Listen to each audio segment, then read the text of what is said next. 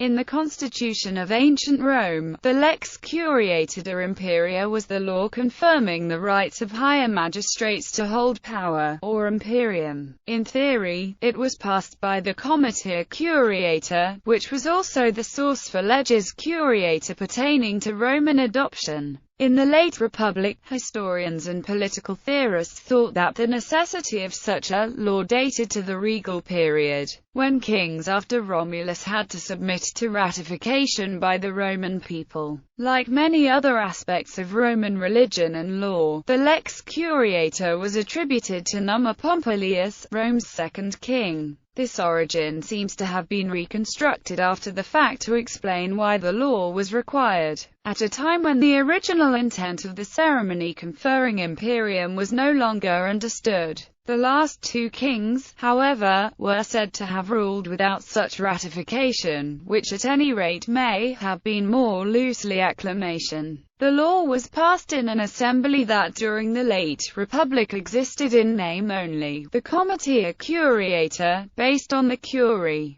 The Curii were supposed to have been the 30 political divisions created by Romulus and named after the Sabine women, who were from cures in Sabine territory. These political units were replaced as early as 218 BC by lictors. The people no longer assembled, as each curia was represented by a lictor, and confirmation was virtually automatic, unless a tribune chose to obstruct. Even then, an unconfirmed magistrate might forge ahead with the functions of his office regardless. By the late Republic, a magistrate could simply dispense with this ratification in claiming his imperium, or a legislator could include a provision in a bill that rendered a curiate law redundant. The censors, by contrast, were confirmed by the Comitia Centuriata. It therefore becomes unclear what purpose the lex curiata continued to serve. The origin, nature, and importance of the lex curiata de imperia have been extensively and inconclusively debated. It has sometimes been supposed that the lex curiata is what conferred the right to take auspices,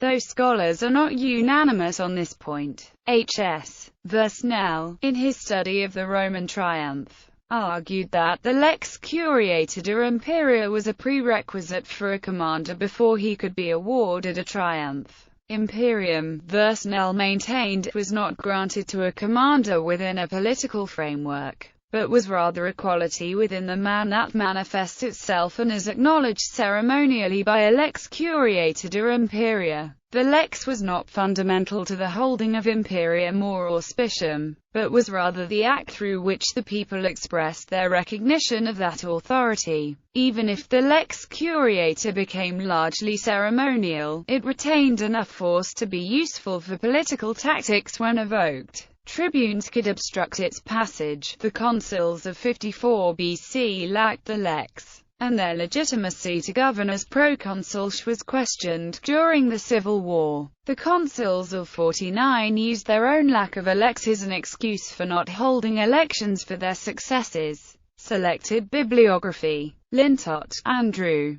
The Constitution of the Roman Republic. Oxford, Clarendon Press, 1999. Oakley, S.P. A Commentary on Livy, Books VX. Oxford University Press, 2005, Volume 3. Versnell, H.S. Triumphis. An Inquiry into the Origin, Development and Meaning of the Roman Triumph. Brill, 1970.